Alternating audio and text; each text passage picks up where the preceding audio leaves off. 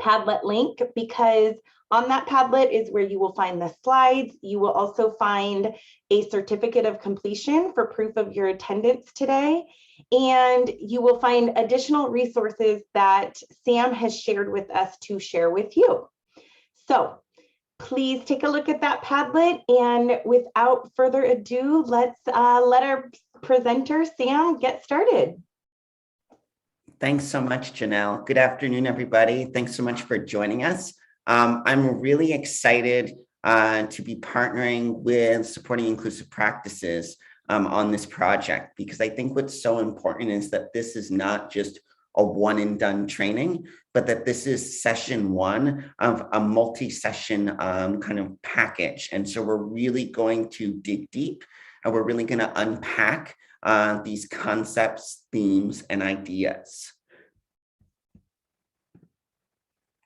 So to kick us off, I just want us to take a moment and think to ourselves about one person in your life, whether it's now or in the past, who lives with a disability that had an impact on you. This could be maybe a relative, a spouse, a child. This could be a sibling. This could be maybe a student you worked with. But I'm just going to pause for about 30 seconds and just give us 30 seconds of think time to really think about that one person in our life with a disability who's had an impact on our lives.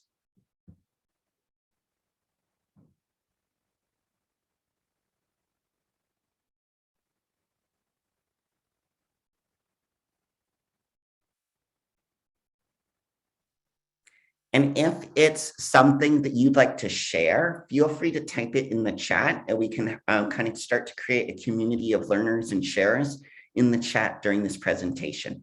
But I think if the whole purpose of the next several sessions is around inclusion of individuals with disabilities, we need to have an opportunity to tap into ourselves and think about who in our life who lives with a disability has really impacted us, or perhaps who in our lives with a disability has really sparked our interest or passion or motivation to create more inclusive learning environments for those students with disabilities. It's so great to see the number of people who are participating in the chat. I recognize that it takes a little bit of vulnerability and courage to do so. So it's really great that folks are willing to do that, and feel free to, share ideas and communicate with each other in that way. And something to point out in the chat is that so many folks, it's very personal to them, family members, students, people that are really close to them that they're thinking about. That's wonderful. Thanks, Janelle. And that's what's so unique about engaging when we think about people with disabilities, is everybody is touched by someone with a disability in their life. So a little bit more about me, as Janelle said, and as it says on the screen, my name is Sam Drazin. I am a former classroom teacher, taught 3rd grade and 5th grade, did some work at the middle school level as well. And after teaching for several years in public schools, I left the classroom to take this work to more of a national level. I travel the country both in person and via Zoom, and I present to students, I present to teachers, I present to paraeducators, I present to parents on these issues of disability, inclusion, equity, and social emotional learning. I'm also the founder and executive director of an educational nonprofit called Changing Perspectives. I really hope that this session tonight is not the end of my relationship with all of you, but rather just the beginning. So I'll make sure that my email address is in the chat, and you're also welcome to connect with me on any social media platforms that you're comfortable using. A little bit more about Changing Perspectives. We are a 501c3 educational nonprofit organization. We partner and collaborate with schools and districts across the country to support their initiatives around social emotional learning and well-being of students, as well as cultivating inclusive and equitable learning communities with really a lens and focus on students with disabilities. We do our work in 3 ways. We provide social emotional learning and disability awareness curriculum resources. We provide educator professional developments like the one you all are joining us on this afternoon. And we also provide the opportunity for parent programs. Our website is here on the screen and we'll be put in the chat. And you're also welcome to follow us on the following social media platforms. Before I dive into the content of tonight's presentation, which is really around our perceptions of disability, really thinking about the mindset that we're in, our preconceived notions or stereotypes or implicit biases about disabilities, I just want to share a short story with you all from my time in the classroom, which was really one of my aha moments for moving out of the classroom and into this role. So it was one of the years that I was teaching 3rd grade, and I had a student in my classroom who was diagnosed with apraxia, nonverbal. And I always say that 3rd grade, if there's any elementary educators on this call, 3rd grade is the island year. I describe it. It's not quite lower elementary and it's not quite upper elementary, right?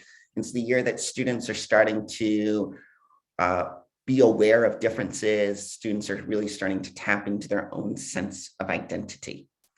And so I was talking to this student's mother one day, and we were talking about, this might be a good time to discuss the student's difference in disability with her classmates. So one morning at morning meeting, we gathered the students together in a circle, and we talked a little bit about, how what we're going to share is private and it stays in our classroom family community. And then the mom, the special educator, the para-educator, all talked a little bit about this student and how she's learning things at a different rate, and there's things that are a little bit challenging for her. And it is important to note that this student was a part of the circle, but she is nonverbal. After we went through that, we asked the students, are there any questions? And at first, nobody said anything, right? Because we've kind of conditioned our students to not talk about disability, right? It's just, mind your own business, do your own thing. The adults will take care of it, right?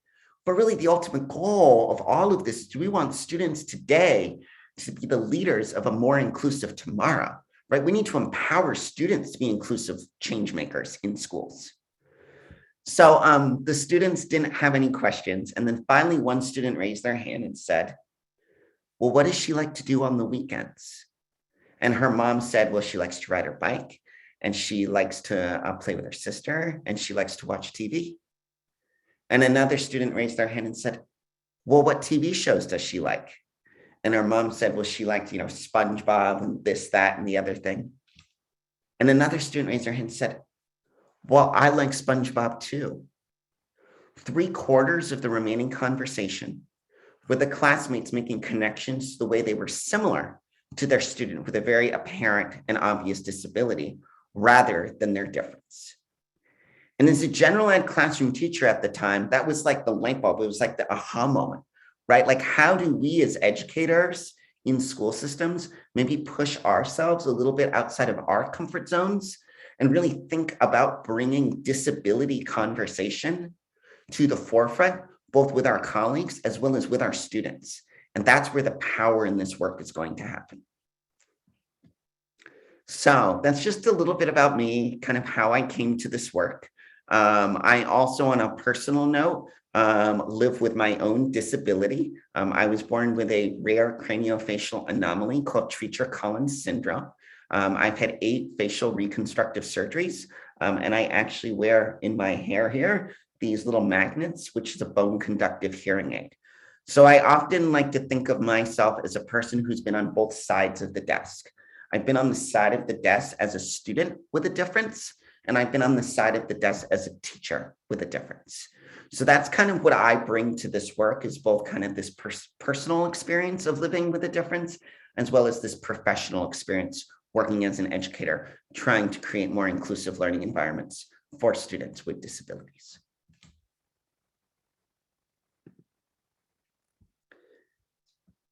Again, for those of you who maybe are just joining us, feel free to, put any questions in the Q&A or any thoughts in the chat. We will be monitoring that throughout tonight's session. So the agenda, there's a few things that we're really going to touch upon in this afternoon's session. Again, this session is really around addressing our mindsets, our understanding, our stereotypes, bias around disability. In subsequent sessions, we'll really talk about strategies to bring inclusive practice to your school, but this is really kind of that foundational. Let's set the stage. Let's figure out kind of where we're all at when we talk about and think about disability. So we're going to start by unpacking our perceptions of disability. After that, we'll move into kind of an investigation of language around disability and really the power that language has to either create and cultivate inclusive learning environments, and also the power that language has in creating and cultivating exclusive environments for students with disabilities.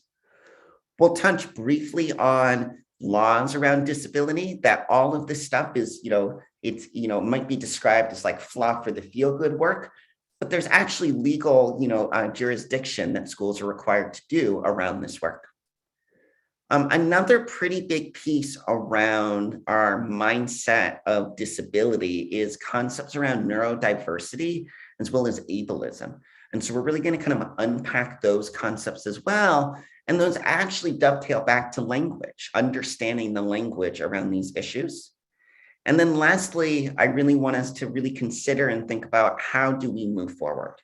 How can we take this information and move forward? Again, as a reminder, as Janelle mentioned, this slide deck, as well as a variety of other external links and resources are available on the Padlet link, which will be thrown into the chat throughout tonight, this afternoon. So feel free to go there if you want to follow along with the slide deck or investigate some of those other resources. So now that we've introduced tonight's presentation, you know a little bit about me, you know what our agenda is, let's jump right in. One of the things I've done, and I do in all my presentations, is embed some quotes around disability, diversity, and inclusion. And I think quotes can actually be a really powerful tool to bring back to your own school or district, and think about sharing some of these quotes. So feel free to, take a screenshot maybe of any of these if you find them useful. So the first one that I want to share is by Verna Myers, and it reads, "Diversity is being invited to the party. Inclusion is being asked to dance."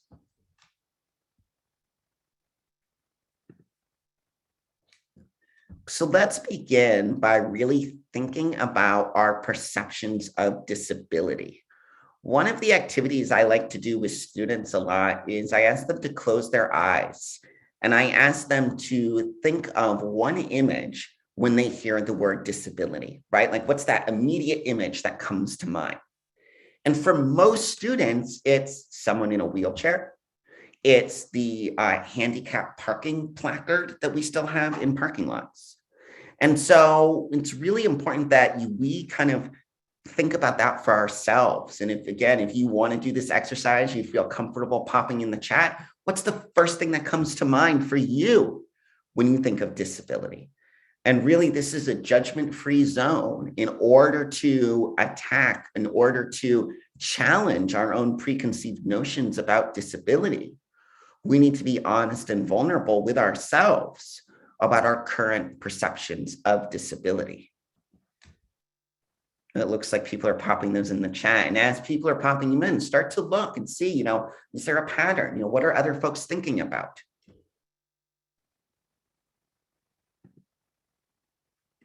One of the things that I think we often forget is that disability is actually a form of diversity. And in school settings, we talk a lot about diversity when it comes to race, when it comes to, free and reduced lunch rates, when it comes to gender. But for some reason, conversations about disability seem to be devoid in a lot of school settings. But yet disability is the largest minority in the world. And disability crosses all races, all genders, individuals from all socioeconomic standings. Disability is really unique because it's a minority that you can be born with, or you could acquire later in life due to an accident or an illness. Disabilities, people with disabilities are prevalent in all family structures. People with disabilities are a part of all religious groups and all ethnicities.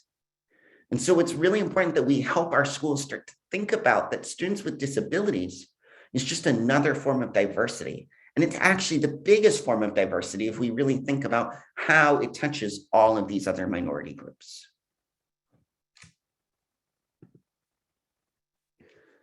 The other thing that makes disability such a unique form of diversity is that there are both invisible disabilities and visible disabilities. And to unpack that a little bit further, there's a few things that I want to draw your attention to when we think about the difference between an invisible disability and a visible disability. On the left-hand side here, when we think about invisible disabilities, they're not always obvious at first glance. If you look at a student, you don't immediately know if they have dyslexia. You don't immediately know if they have an emotional disturbance. You don't immediately know if they're on the autism spectrum, right? So invisible disabilities are not obvious when we look at someone on the outside.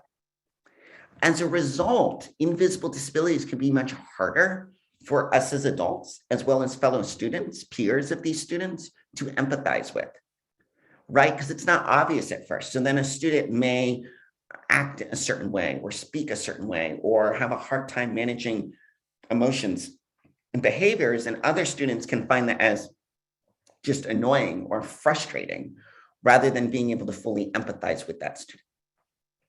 There's a range when it comes to invisible disabilities, a wide spectrum of very mild to maybe ones that are much more inhibiting into an individual's daily life. It may take time as educators to fully realize where a student stands on that spectrum if it is an invisible disability. And oftentimes, educators and school systems need to be a little more creative when it comes to the accommodations that we're making to support students with invisible disabilities. Now, on the other side of this slide, it's kind of just the opposite, right? Visible disabilities are obvious, right? If it's a student with cerebral palsy who uses a wheelchair, that's obvious, right? If it's a student that perhaps lives with Down syndrome, there are certain physical characteristics that might make that obvious to us. As a result, sometimes it may be easier to create an accommodation for that student with a visible disability, right? Obviously, if it's a physical mobility challenge, there's some very simple and physical and tangible things that we can do to make places and spaces in the school site more accessible. You can be born with a visible disability, or you could acquire one later in life. But one of the things that we have to catch ourselves with is that sometimes for students with very visible or apparent disabilities, as adults, we can very quickly create an identity about that student that solely revolves around their disability, right? Like, oh, it's just that kid in the wheelchair, right? So we have to be careful that as practitioners, we don't jump to conclusions about an individual with a visible disability. We don't assume that their whole identity is wrapped up in their specific disability. I'm noticing that a few people are raising a virtual hand. Feel free to drop those questions in the Q&A, and we have people on the back end here that are monitoring that Q&A box. So next, I want to show you a short video clip. This video clip is actually a French advertisement. It's very short, it's about 30 seconds long. And what this video clip shows is what society would be like if society was designed for people with disabilities and people without disabilities are the minority. I'm going to say that one more time to make sure we all got it. This video is going to show what society would be like if society was designed for people with disabilities, and individuals without disabilities are the minority. As you watch this, what I'd like you to pay attention to are all the examples of the challenges the people in this video with disability, or excuse me, all the challenges the people without disabilities have in completing daily tasks. And as you notice them, please throw them in the chat. So again, as you watch this, pay attention to the things that people without disabilities have a hard time doing.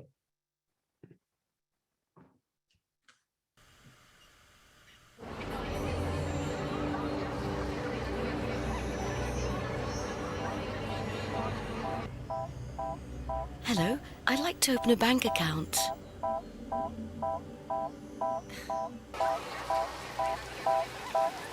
One is the loneliest number that you'll ever do.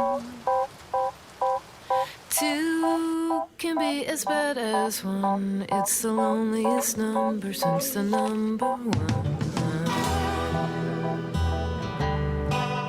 Access for everyone. When your world lights up, EDF. So again, in the chat, I'd like you to put down, what did you notice about the daily tasks that were hard for the people without disabilities to complete?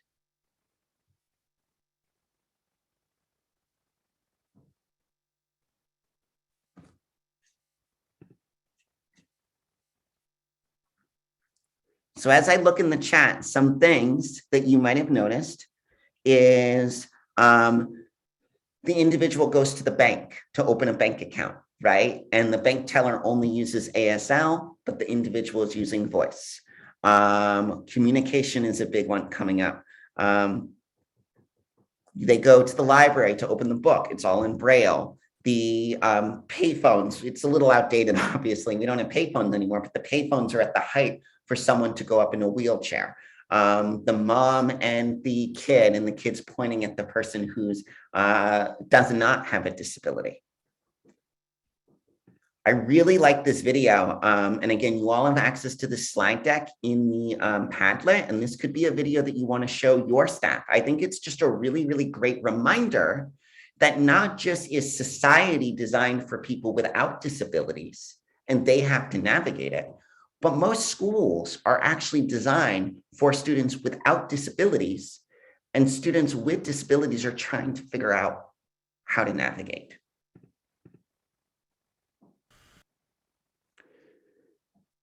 The way we perceive the world is based on our own past experiences.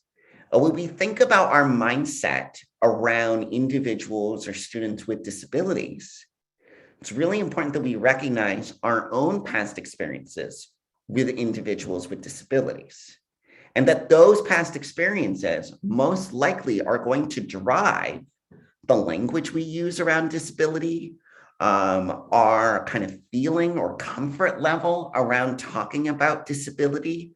And so this kind of slide dovetails back to that second slide of the presentation, where I asked you to think about someone in your life, who's had an impact on you, who lives with a disability. And I put these two eyes here just as a visual. So hopefully when you're engaging in future conversation around mindset perception around individuals with disabilities, those eyes will kind of be an image that jumps in your brain of like a reminder that we all come to this from our own past experiences. And those past experiences really impact our perception and drive our behavior and language and understanding and comfortability with this subject matter. So with that, I want to jump into the next agenda item, which is language around disability.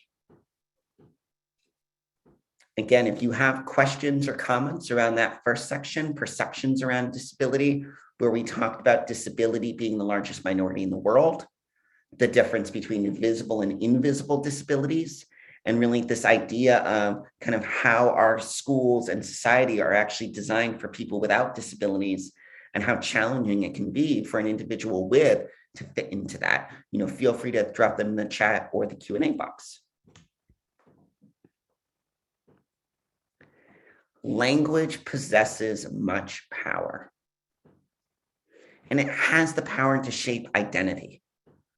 Spoken language, the language we put in IEPs, the language we put in 504s, the language we put in emails to parents, the language we put in report cards, right? Spoken and written language possesses a huge amount of power that can be used for good to help students with disabilities feel confident in who they are, feel comfortable in who they are, feel positive for who they are. And language can also do the opposite. It can make students feel less confident. It can make students feel like there's something wrong with them. And so we really want to be mindful and thoughtful of the language we speak, the language we write, when we're engaging in supporting students with disabilities in our schools and school systems.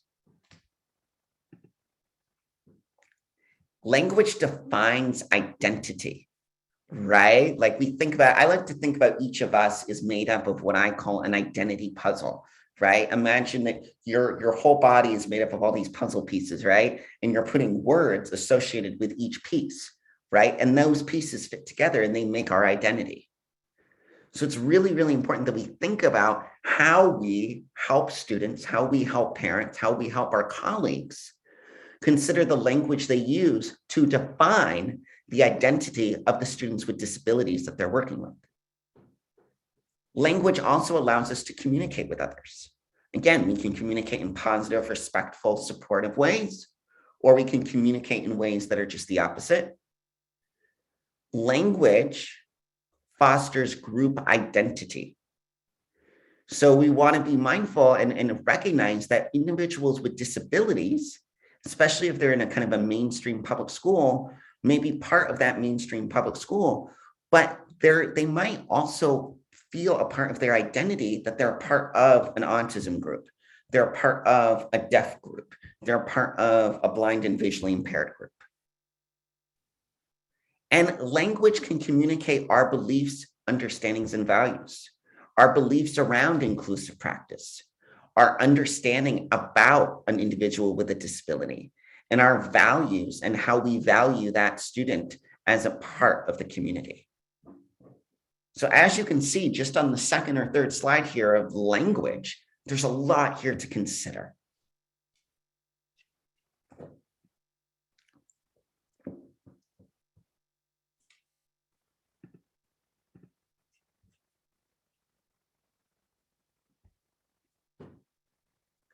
Just checking the chat there, see if there's anything I need to address right away.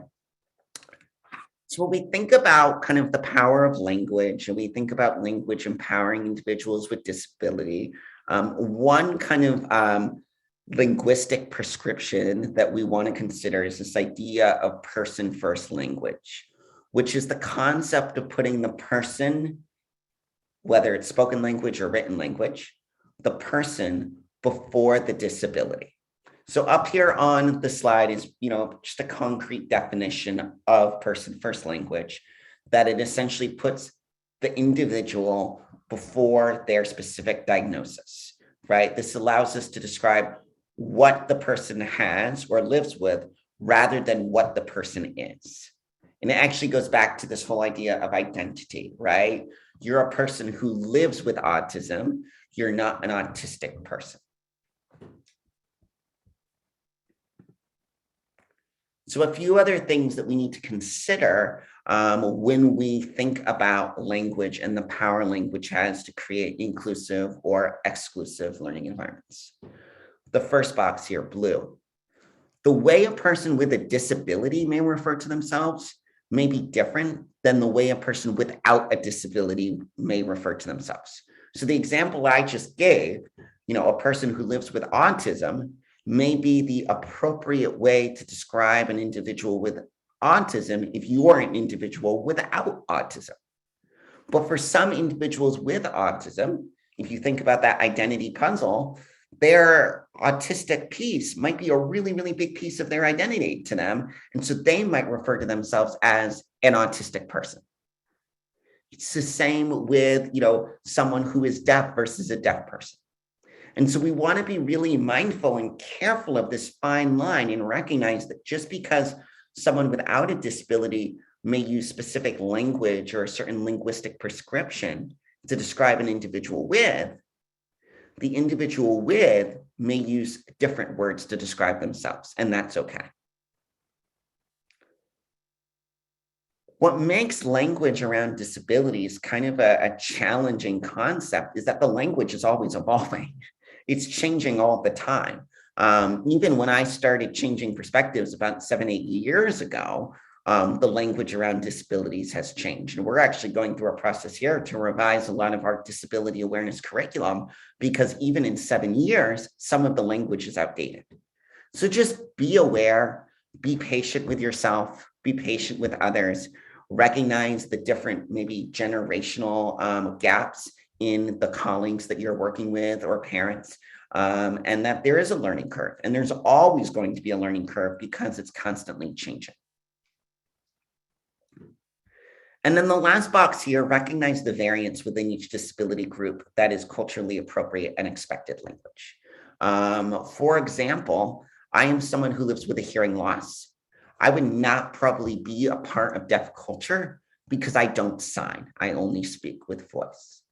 And so just recognizing that there is a variance, there's variations by each disability group.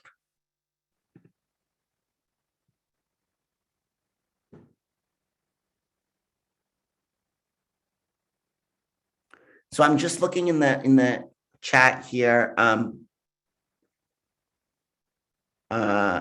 Caroline just asked a really great question. Can you speak more about the person first language? Because I've heard the exact opposite from people within the autism community. There are folks who feel strongly that autism very much is a part of their identity. It goes back to that identity puzzle, right? And that they'd rather be referred to as an autistic person.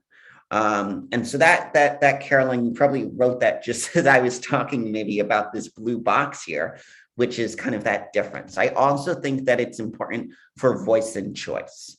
So I think it's always safer to start with person first language, but then give the student that you're working with the voice and choice to ask them, how would you like us to, to talk about you, or, what language would you prefer for the way we discuss your disability, maybe versus how you share about it. Thanks for that question. And Sam, there was another great question that I'd love to lift up, if that's okay. Yeah, please share. It's how do we balance honoring diversity of disability when we're up against parents who want us to quote unquote fix their kids? Ooh, that's a really good question. That's a challenging question. I think it really starts with this mindset shift, just like what we're doing on this call tonight, talking about perceptions of disability. We need to do that with parents, right? And that's an ongoing process. It's about the school and the district building relationships with parents. It's about sharing resources with parents.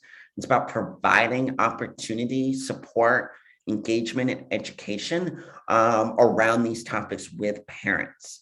I think sometimes parents, especially parents with kids with disabilities, not all parents are comfortable with their child with a disability. They haven't come to terms with it, or they feel overwhelmed, or they feel embarrassed, or whatever it might be. And so we really have to help parents address their own inner issues.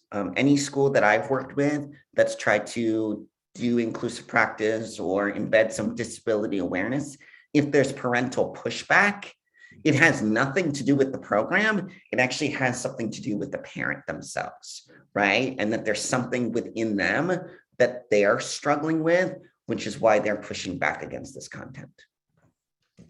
And that also came up right here in the chat about parents who might be struggling to accept the disability. Yeah, that's really a hard one. And I think, again, that takes a lot of work with the parents. I think one of the things we have to help parents understand, and we're going to actually talk more about this in the next session next week, just as a little teaser and a preview, but that in order for students to be independent self-advocates, that they need to feel confident in who they are and about their disability. So we need to help parents understand that by shielding their kids about their own disability, by not engaging with their kids about their disability, by not accepting their kids with their disability, that they're actually going to hold their kids back from long-term life success in being an independent self-advocate for themselves.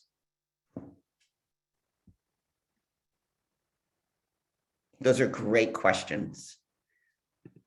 We can go back to more questions, at the end of this presentation as well. So a couple 1, 2, 3 takeaways when it comes to language around disability.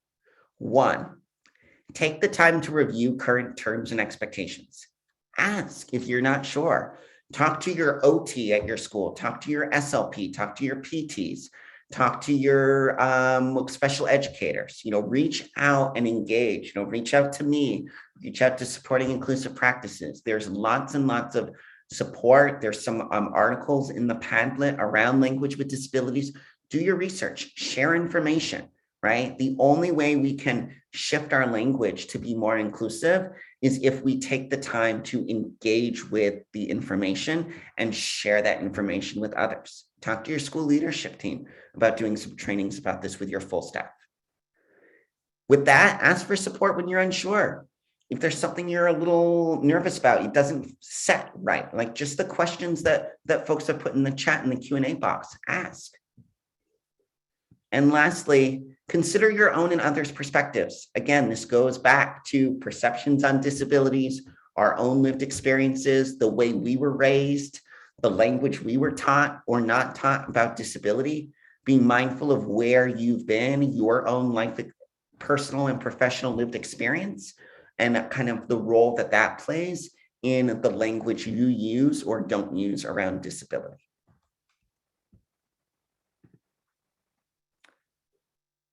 So I've shared a lot of information already in this webinar. We've talked about disability as diversity, invisible and visible disabilities. We've talked about language. We've talked about language has the power to create identity, multiple perspectives. We've talked a lot about a lot of things.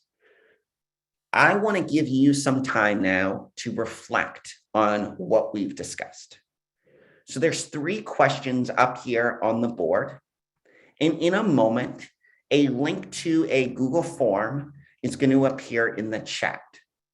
We're going to play some nice, quiet think time music. That's the elementary teacher hat on me. And what I'm going to ask folks to do is take a couple minutes, click on the link in the chat to open up the Google form. We're not asking for any personal information. This is all anonymous. But what I'd like you to do is take a couple minutes and respond to each of these questions on that Google form. I also would encourage you to think about how you might be able to take these guiding questions and bring them back to the colleagues you work with at your school site or school district, because these might be questions that can really drive some really good conversation and really spark more work in this area. So again, a link to a Google form is going to go in the chat. We're going to put on some quiet music. I'll give you about 2 minutes. Don't worry about full sentences. Just jot down your ideas. Take a moment for self-reflection.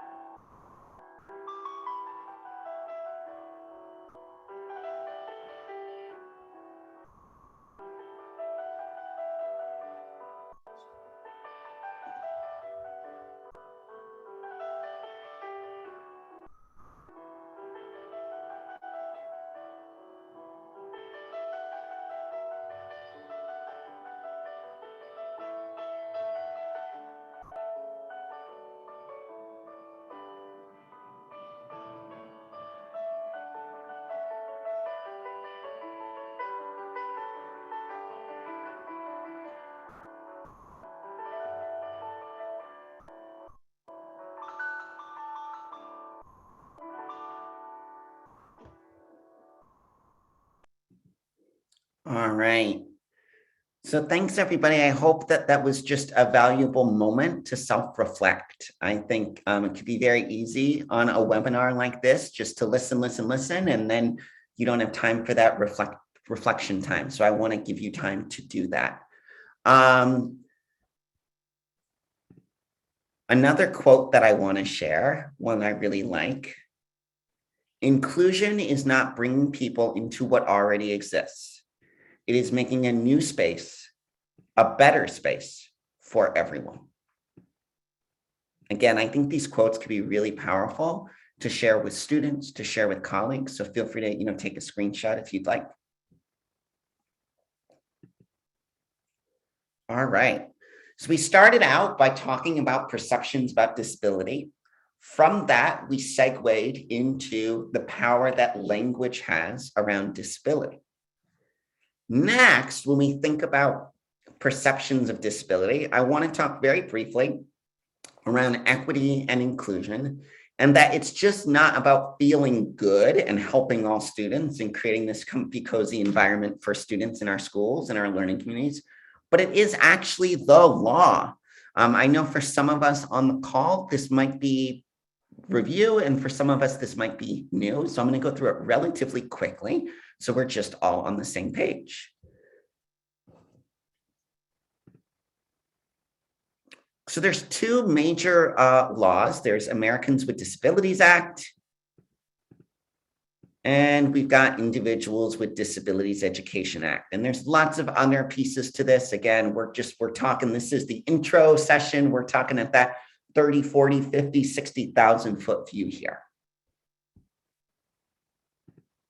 So to break this down a little bit further, when we think about Americans with Disabilities Act, that was approved in 1990, which is kind of scary that it was that recent, actually. And essentially, it's a civil rights law, right? It's the prohibiting the discrimination of people with disabilities, and it really ensures that individuals with disabilities have equal rights to those without.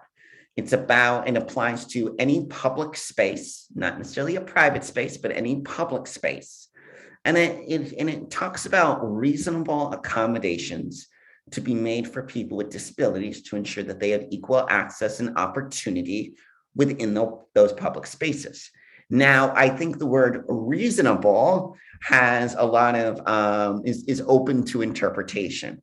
But a lot of times we hear about ADA or Americans with Disabilities Act when we think about, Braille, the numbers in the elevator, when we think about closed captioning on the TV, when we think about, a ramp, when we think about elevators, things like that. Those very, I would say, pretty tangible, visible pieces of accessibility and equity for individuals with disabilities.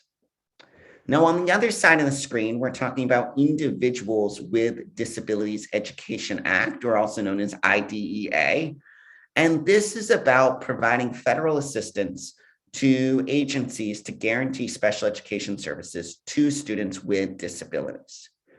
So in order for a student, right, to receive special education services, they need to be evaluated and identified as having need within the IDEA kind of guidelines that students need to fall within the 13 disability categories. Again, within each category of disability, there's a wide range.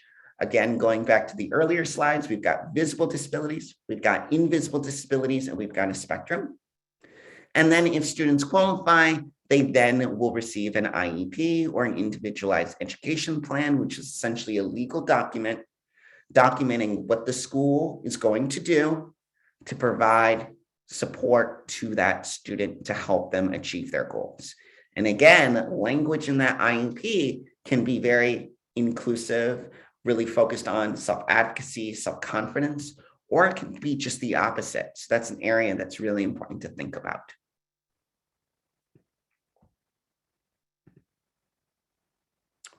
So I told you that would be a brief part of this, because this really isn't a webinar on the legalities of disability, but I do think it's important to recognize there are at least two, and others, there's LRE and other things, that that are really focused on ensuring that there is coverage for individuals with disabilities.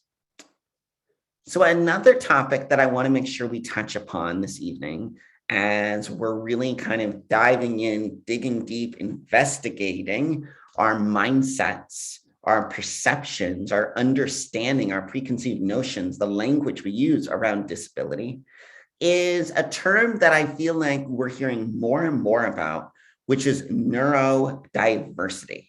And this idea that there are neurodiverse individuals and there are neurotypical individuals. So the term neurodiversity, or the word neurodiversity, is two words put together, right? Neuro having to do with our brain and how we think and how we're wired. And the word diversity, meaning lots of different ways of being, looking, feeling, speaking, believing, talking, etc. So to really introduce this concept of neurodiversity, I want to share with you another short video. Just like our fingerprints, all our brains are unique. But for the majority of people, their brains are similar enough that there are largely no obvious differences in how they function. They have differences in things like skills, preferences, and styles. But mostly, their brains mean they perceive the world in the same way. But for others, their brains are more fundamentally different. They have differences in things like social understanding, sensory processing, communication, and information processing. These differences are a result of neurological differences such as autism, ADHD, dyslexia, and more. This natural variation in our brains is called neurodiversity. Those of us with no neurological conditions are neurotypical, and those of us with neurological conditions are neurodivergent. Neurodivergent people think differently. Their unique perspectives and experiences mean they can often excel at creativity and innovation, have highly specialised skill sets, and an ability to hyperfocus. If embraced, this can be a huge advantage to organisations and society. However, the differences neurodivergent people experience can make life challenging. In order to thrive at work, they often need some simple accommodations. For example, a sensory calm environment to recharge in, or a routine with the same start and end times.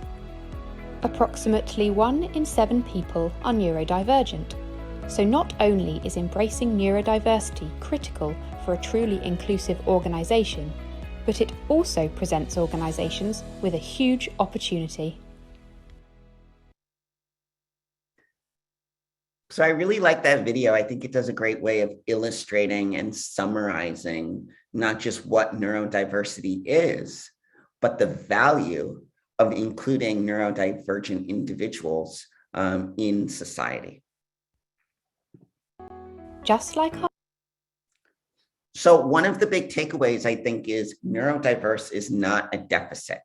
And in today's society, I think sometimes when people compare the idea of neurodiverse or neurodivergent individuals to neurotypical, that there's this immediate sort of negative connotation, I guess, to neurodiverse, and more of a positive connotation or positive feeling to the neurotypical individuals.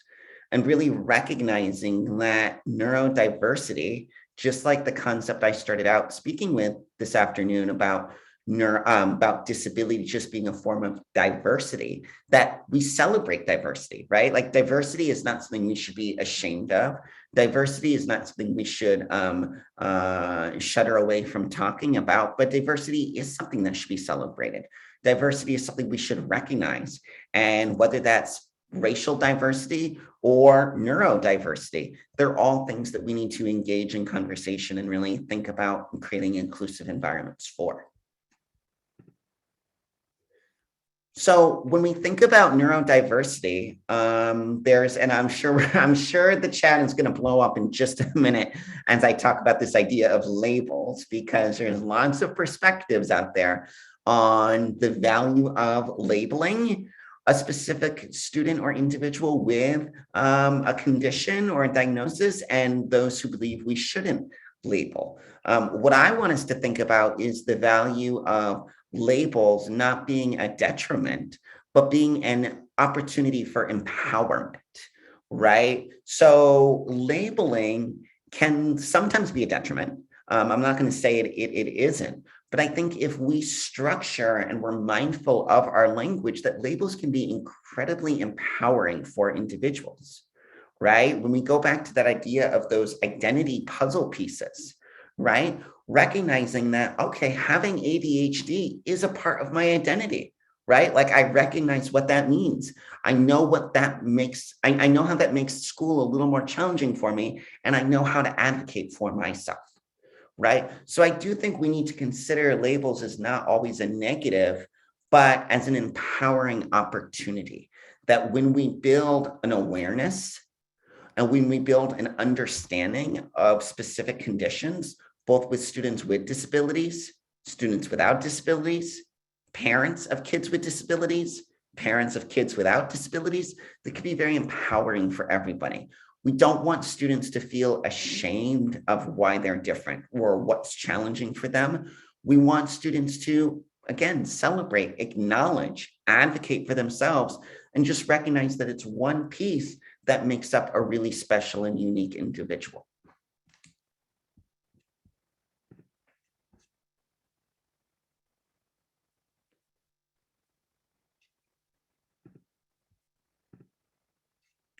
Now, when we think about disability, there are really two schools of thought related to disability.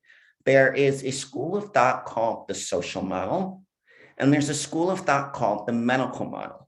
Now, I don't think it's necessarily important that you remember the names of the medical model and the social model, but I think it's important when we're considering our perceptions of disabilities and thinking about maybe the colleagues or the administrators we work with in their perceptions of disabilities, recognizing, do we tend to fall as an individual or a practitioner in this work in more of the medical model of things?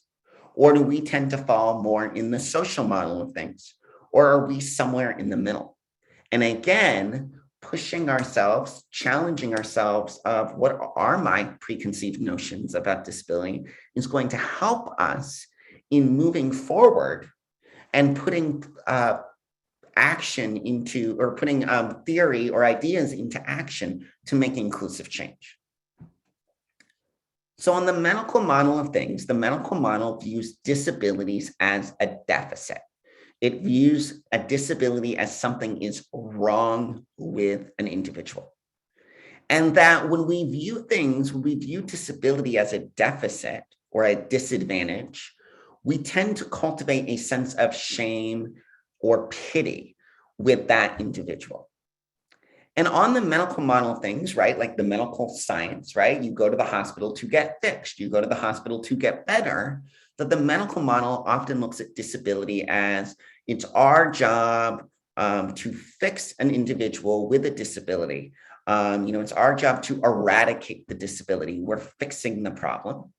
And that the medical model often focuses on this idea of cures or treatments than anything else. How do we cure this individual? How do we treat this individual so we can eradicate this disability that is a problem and needs fixing? So that is the medical model. Now, on the other side of the screen here is the social model. And the social model, as you might guess, is kind of the opposite of the medical model, right? The social model really thinks about how can we focus, rather on changing the individual with a disability, how can we focus on changing society to be more inclusive and accessible to those with disabilities? It really asks to do an evaluation and an assessment of how our society is designed and how it perhaps puts limitations on individuals with disabilities. Just like in that short video clip I showed you, that French commercial, that society put limitations on the characters without disabilities. But in fact, our society today oftentimes puts limitations on those with disabilities.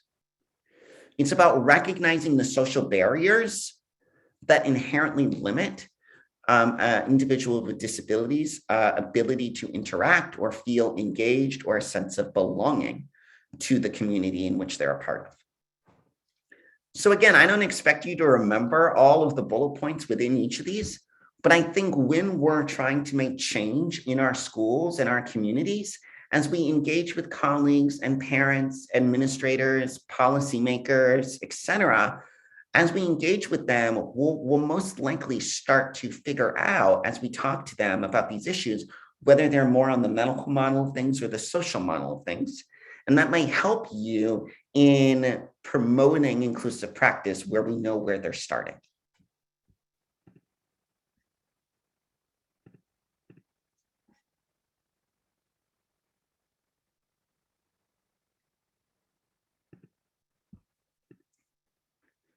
All right, so we're moving steadily along here.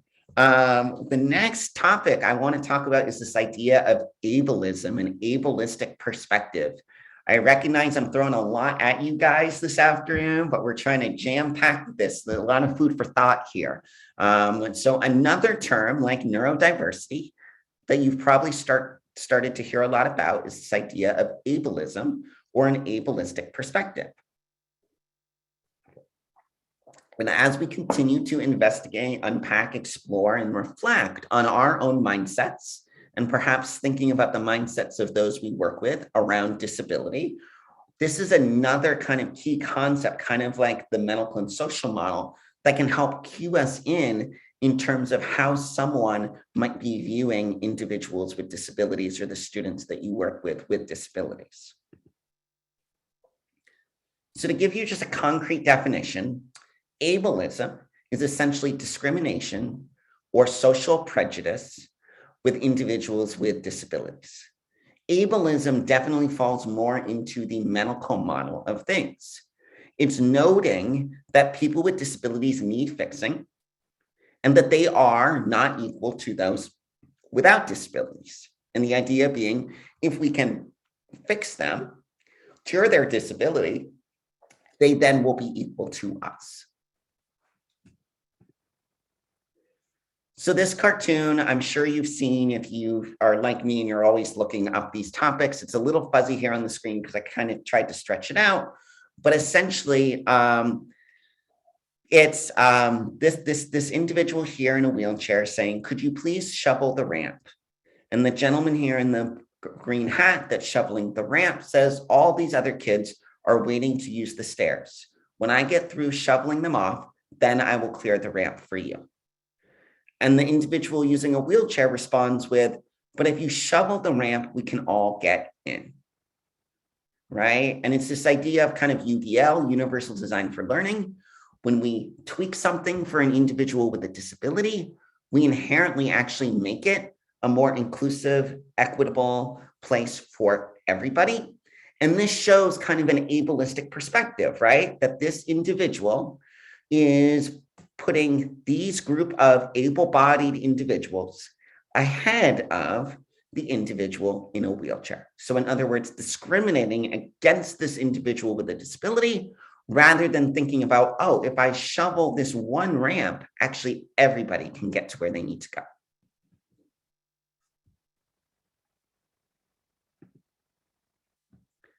So another video clip I want to share with you it's very, very short. It's from the ABC sitcom Speechless. If you haven't seen it, I would highly recommend it.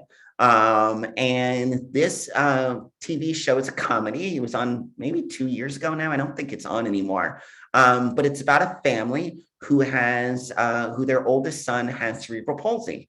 And it was actually a very monumental show because it was one of the first times that an actor with a disability actually played an individual with a disability. So the actor who plays the boy in the wheelchair actually has cerebral palsy in real life. So this is a very short clip. And as you watch this clip, I invite you to pop into the chat why you think I chose this clip during this section of the webinar when we're talking about ableism. Let's go to school, shall we? Where's the wheelchair ramp?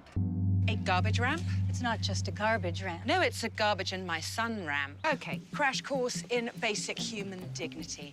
Let's play a little game I like to call trash or person. Are you Dr. Miller? Trash, are you a person? You're a person, Dr. Miller. Of course, I am. Of course you're a person. Oh, doctor. So again, in the chat, feel free to just drop a note. Why do you think I chose this video clip when we're talking about ableism?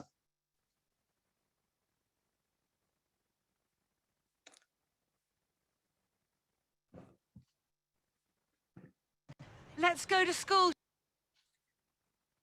So when we think about ableism, there's two ways that we can categorize ableism and ableistic perspective. There is unintentional ableism, people being ableistic and not realizing it.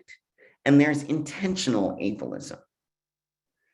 I would argue that the principal, Dr. Miller, in the video clip that I just shared with you, falls under unintentional ableism.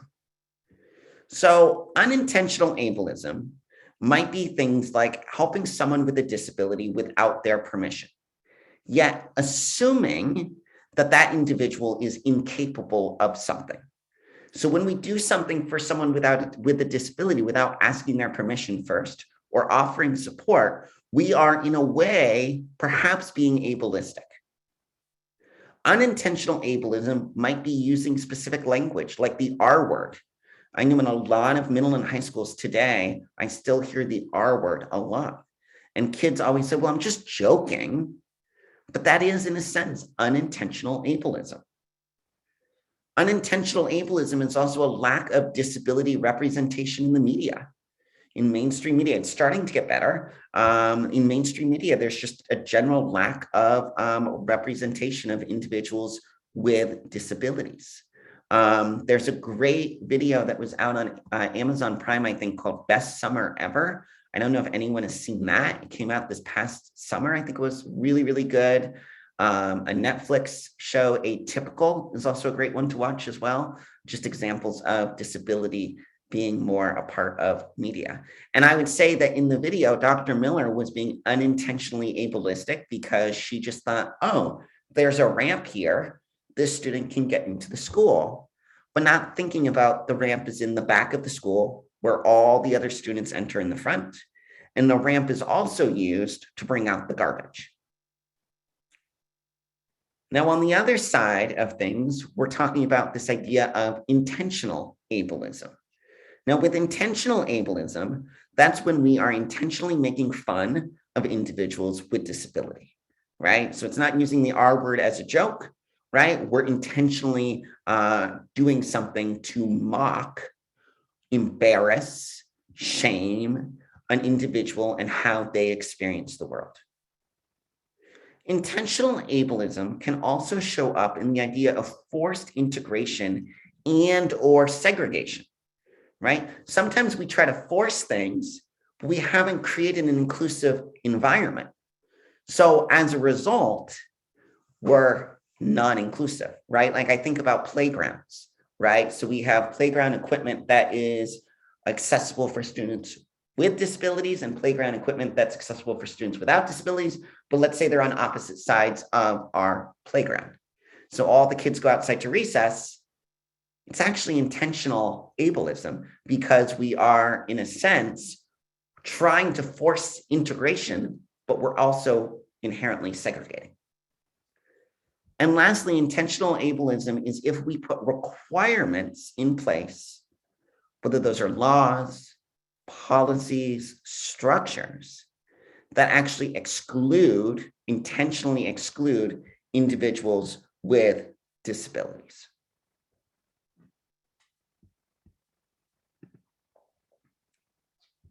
So a few little tips on how to avoid ableism. For example, we need to be aware of our own unintentional ableism, right? Sometimes we're not even aware that we're being ableistic in our language, in our perspectives, in our action. So now that you've gone through this webinar with us this afternoon, just being aware, oh, that was kind of unintentional ableism, right? Like, oh my goodness. We need to believe people. When someone says they have a disability, believe they have a disability, and remember, could be an invisible disability. Don't assume that an individual needs a specific accommodation or support. Ask what they need. Do your part in educating others about ableism. I know I put a couple links in the Padlet specific on this topic of ableism. Think about following disability advocates on social media to learn from them and their experiences, or watch some of those movies that I mentioned. There's also a new movie too. I just thought of, I just watched it on the plane last week. CODA, C-O-D-A, Child of Deaf Adult. That was a good one too. And really think and advocate and push for greater accessibility within the communities that you serve. So another quote here by Benjamin Snow. Disability is natural. We must stop believing that disabilities keep a person from doing something, because that's not true. Having a disability doesn't stop me from doing anything.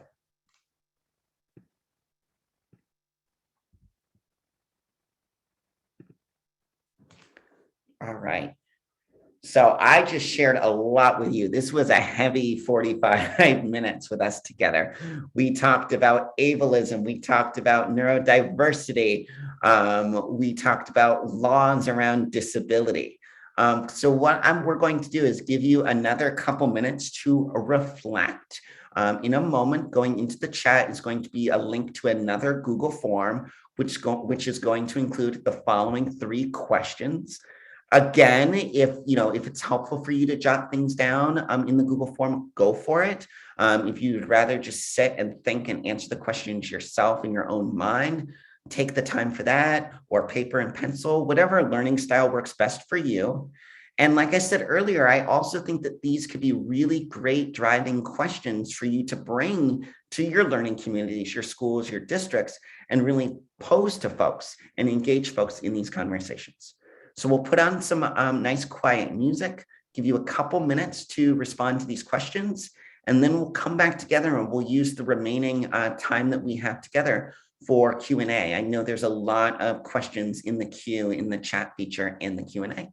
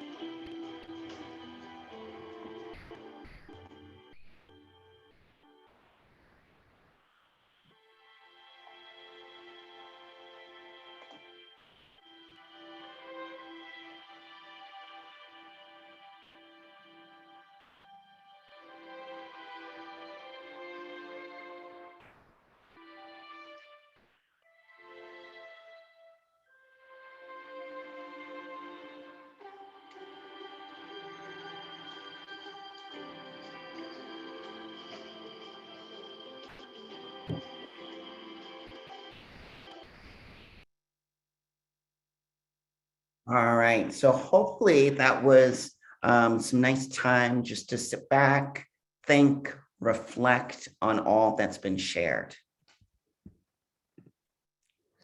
So before we open it up to questions, I just want to put a plug for some upcoming events. And I'm going to throw it over to Janelle from Supporting Inclusive Practices to share a little bit about the upcoming events and how you can register. And then we'll open it up to answering all the questions, or as many of the questions as we can in the Q&A and chat box. Janelle? Thank you, Sam. So for those of you that registered for today's session, you are also registered for our next session, which is January 19th, 3:30 to 5:30. It will be the same Zoom link. So check your email, check your spam inbox for a reminder email from our team.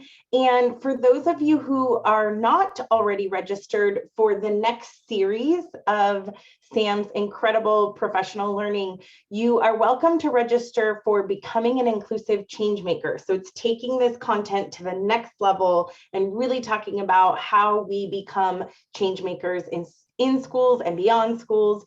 So you can register for those sessions. We have a teammate dropping the link in the chat right now, but those will be held January 25th and February 1st from 3:30 to 5 o'clock. So make sure you register if you haven't already. And then Sam, we have been collecting amazing questions. I am just incredibly impressed by the level of engagement and thought-provoking questions that are coming in the chat box. So when you're ready, let me know and I will get started with the first question. All right, I think I'll stop the slide deck and then we can get started with the questions. Excellent. So the first question is, how would you suggest presenting this content to educators that teach in kinder through first grade in after-school settings? So I think first of all, when we're presenting this content for educators that are working primarily with our youngest students, we really want to think about how we can present it in a way that is accessible and relevant to a student who has maybe 5-6 years of life experience, which is going to be very different than a student who has 15 or 16 years of lived experience. One thing that I can say is that starting the conversation around those visible disabilities is usually a better place to start. Even though invisible disabilities tend to be more prevalent, I would say, in our learning communities these days, it's much more challenging for our youngest learners to really be able to conceptualize and empathize with those more invisible disabilities. So I would say start with the visible disabilities, make it relevant and meaningful. And I think it's really about, so much of what I shared is very, very language heavy, right? Ableism, neurodiversity, ADA, IDEA, there's a lot of really big language in this. And so what I would do is really think about creating, especially in the after school setting, creating scenarios that are relevant to the after school environment. So whether that's, the snacking, the snack they might have, the playground, but really kind of crafting what you share and how you share it to ensure that it's relevant to that particular environment, starting with the visible before the invisible. And I think that would be a good place to start. Great suggestion, Sam. Second question is, how can schools empower and support parents of children with disabilities as their stakeholders of their kids' learning as well? So they are responsible too for their children's learning. I believe that this question is. There was a lot in there. Can you repeat that? So it says, how can schools empower and support parents of children with disabilities as they are stakeholders of their kids' learning as well? Great. So I think when we think about parents of students with disabilities, we want to be really mindful, of their own individual journey that they've had to take in accepting, advocating, understanding, educating themselves about their child with a disability.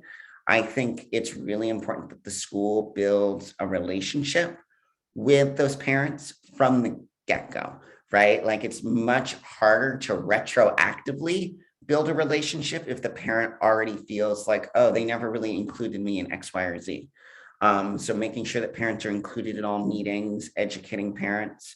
And I would also say, like, giving parents that voice and choice, just like we do with students, right? Giving them the opportunity to share kind of how they would like their child to be identified as.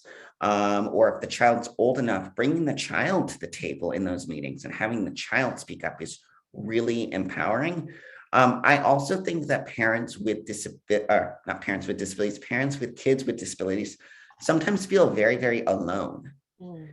And I think that could be challenging. So, thinking about ways to create an opportunity for parents with children with disabilities in your school or your district to come together and support each other can be incredibly powerful. If you're in a more of a rural or smaller district, looking at nationwide support groups, nationwide opportunities to bring people together can be really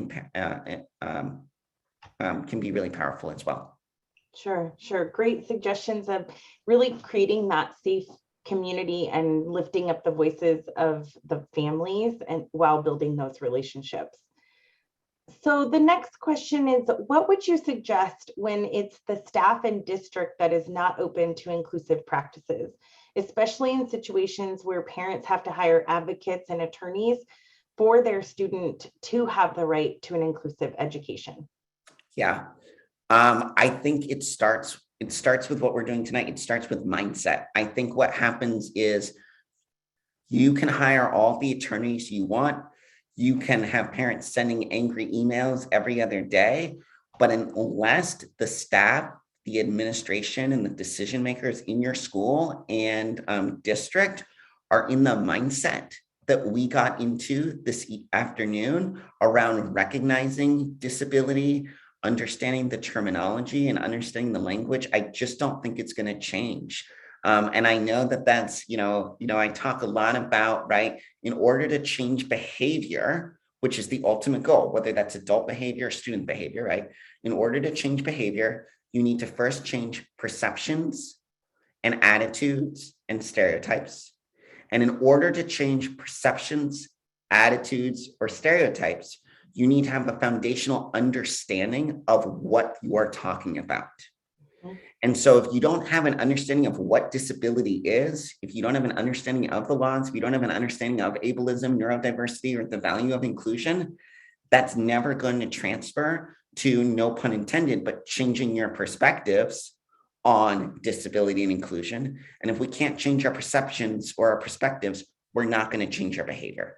So I think we really have to think about, and it's frustrating. It's incredibly frustrating because we want to make change like this, right? We want our kids to have access and equity immediately.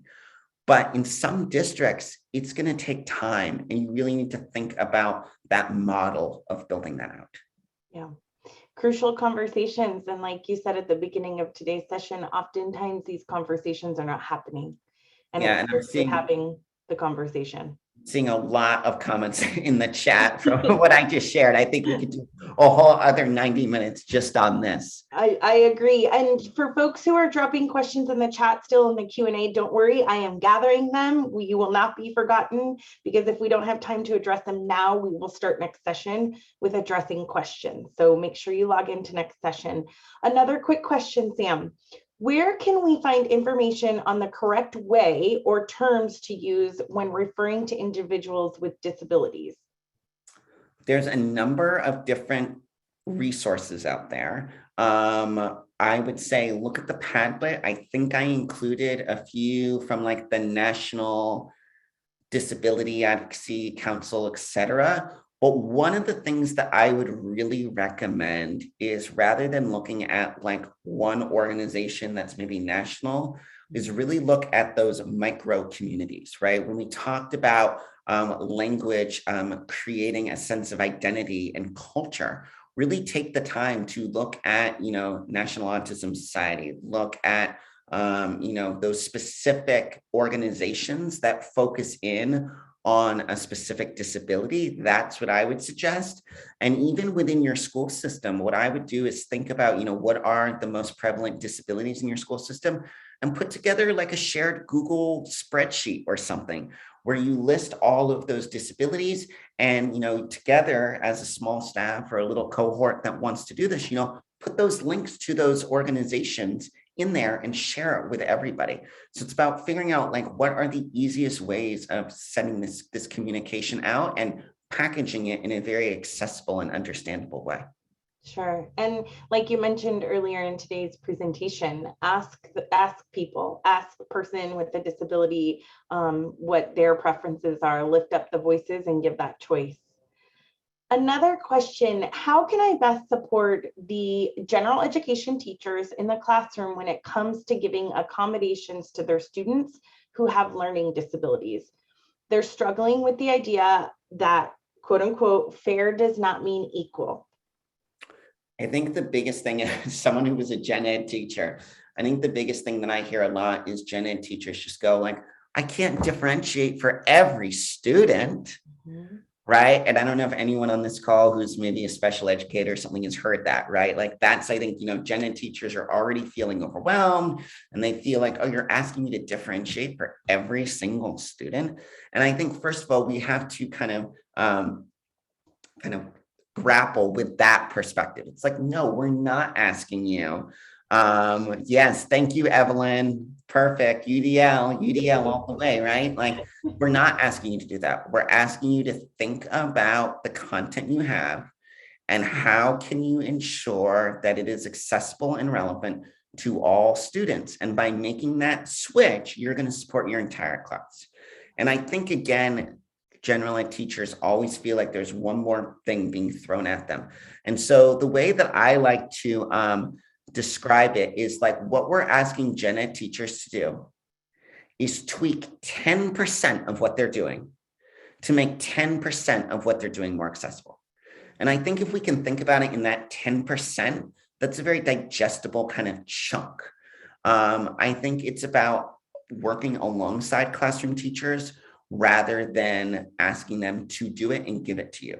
So saying to them, hey, what's your math lesson going to be? And they say it's multiplication. Do you mind giving it to me ahead of time? I'd like to modify it a couple ways to make it more accessible to my students with dyscalculia. And you might actually want to offer this way of doing it to all your students. Mm-hmm. Mm-hmm. And I think that also addresses the next question, furthering the question about accommodations and how to support teachers with the tools so that they can multitask to provide those supports to students. Like you're saying, it's really about those universal supports and options, and providing what is necessary for some might be beneficial for all students. Yeah, and I think a lot of it too is like I'm finding in this Zoom world that we're still living in, 2 years later, that a lot of teachers are just resource fatigued. Mm-hmm. It's like, don't send me one more link.